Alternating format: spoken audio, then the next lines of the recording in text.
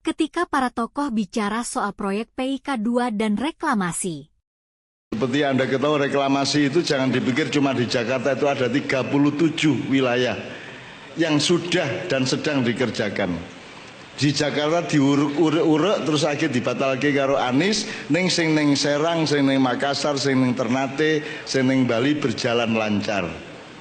Jadi mereka akan menciptakan kota-kota besar yang penghuninya bukan orang Indonesia, tidak berbahasa Indonesia dan kaya raya di wilayah-wilayah itu, membokongi atau memantati kalian. Dan sekarang kenyataannya, kalau kita dari Medan sampai ke Lampung, di pesisir timur, itu semua adalah bangunan-bangunan, perumahan, tempat tinggal, maaf, non-pri, mayoritas. Jawa bagian utara, mulai dari Merak, kita jalan, BSD, kita jalan lagi kemana-mana. Semua mereka sekarang diberikan izin untuk bikin pulau. Saya curiga bahwa di pemerintah kita telah kemasukan mereka-mereka ini yang menyiapkan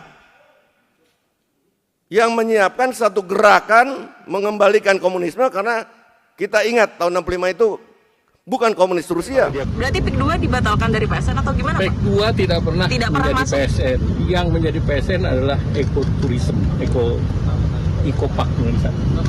Coastal Line Eco. PIK2 masuk di dalamnya nggak sih, Pak? PIK2 tidak pernah jadi PSN. Semacam Kopkamtib, namanya bisa jadi Satgasus, Satgas Satuan Tugas Khusus untuk pemberantasan mafia hukum dan penyalahgunaan wewenang, ya.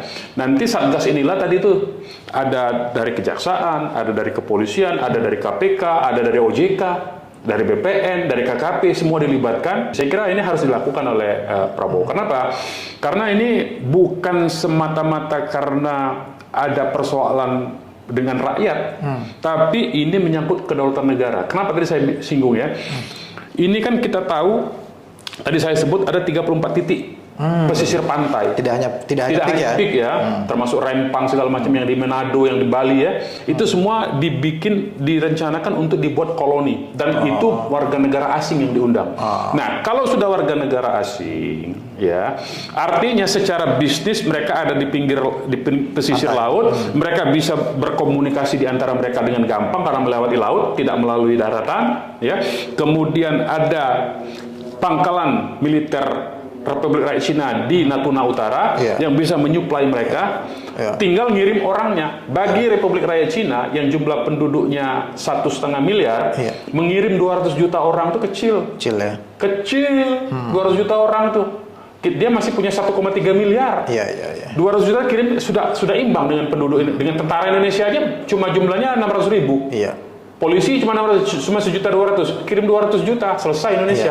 Nah ini yang menurut saya Prabowo, Presiden Prabowo ini harus sensitif dia terhadap kedaulatan negara, kedaulatan hukum, dan mengantisipasi ancaman bahaya dari utara ini, Republik Rakyat Cina. Mereview dan mengendalikan semua PSN ini, kemudian melakukan penegakan hukum pidana terhadap semua pelanggaran hukumnya. Nah, Presiden Prabowo berani ini, karena dia punya jiwa patriotik sebetulnya.